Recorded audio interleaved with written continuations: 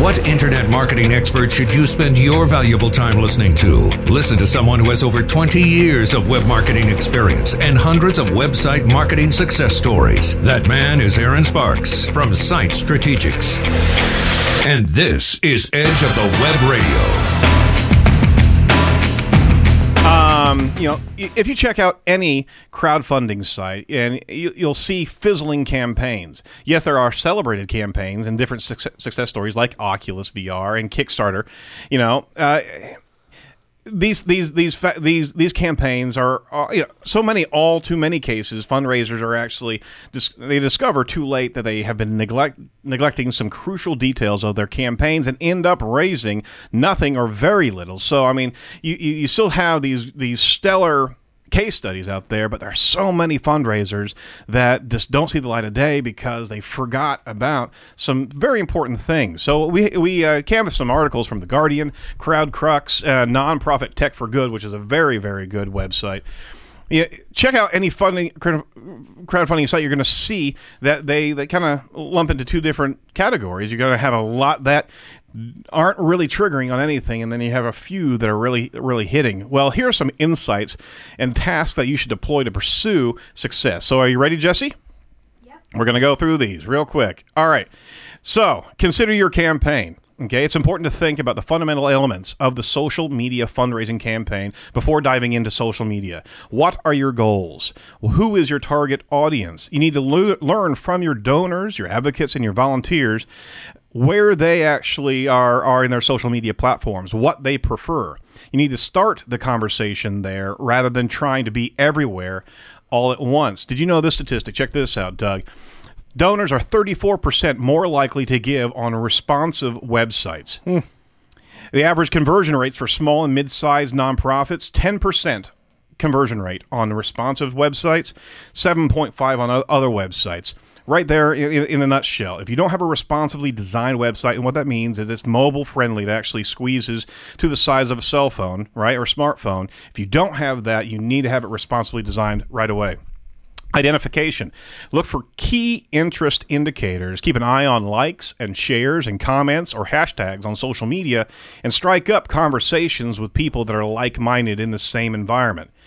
Take advantage of existing networks that you have. Tap into established communities and groups. Use promoted posts to reach people who are already friends of you as a follower and who have interest, who identified an interest in your cause. So, I mean, inside of Facebook, it's fantastic to be able to expand that promoted post and keep that floating in front. It's very, very cost effective. The advertising rates are between $60 and $100, and it keeps that message in front of your own followers in a much longer degree than any other Facebook post. Another stat real quick, Facebook, LinkedIn, and Pinterest are the most regularly accessed networks. Facebook by far is 74%. But check this out. The Facebook, Tumblr, and Instagram are where people spend the most time. There was a daily average spent time on social media in November 2014 in Facebook, and they had a whole smattering of the different age brackets as well. 18 to 29%, 51 minutes out of their day is on Facebook, as opposed to LinkedIn, which is 9.3 minutes. Well, it's an entire spectrum of data here. We'll post that up on the Edge as well. Cultivation is another key point here. Build reciprocal relationships. Engage directly with your followers by asking and answering questions and listening to what they have to say. Don't just broadcast. Don't just communicate your preformed message. You have to have interaction. You have to lift up those that are lifting you up. Take people on a journey. Create content such as photos and videos and blogs, and the Mintons have done a great job at doing that with Jesse's story.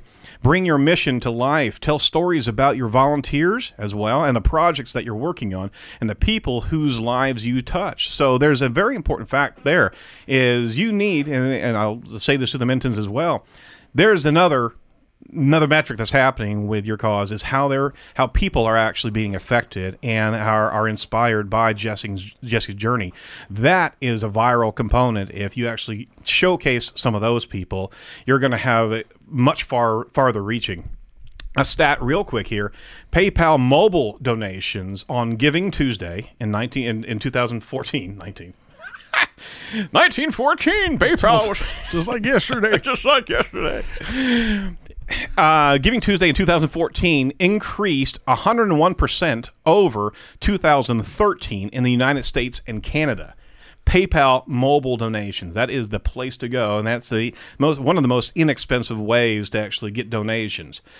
Another key point of social fundraising is solicitation. Have a strong, emotive message. Carry a simple, motivating message through your ask. Show people what they're contributing to if they donate and fundraise for your cause, and make donating easy.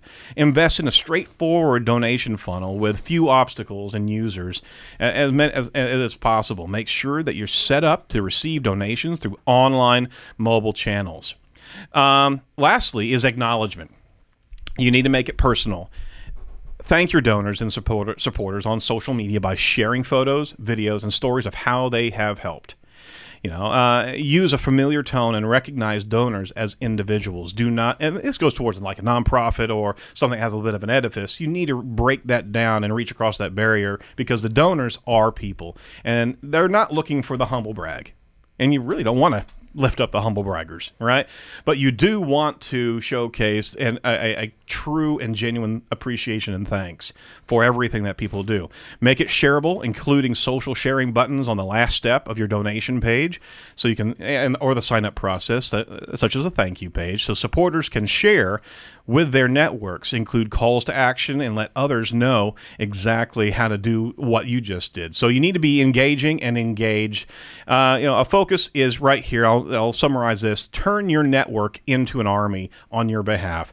With all your hard work, build a successful network in real-time volunteers and donors. Encourage them to raise money on your behalf as well, and give them the tools to do so.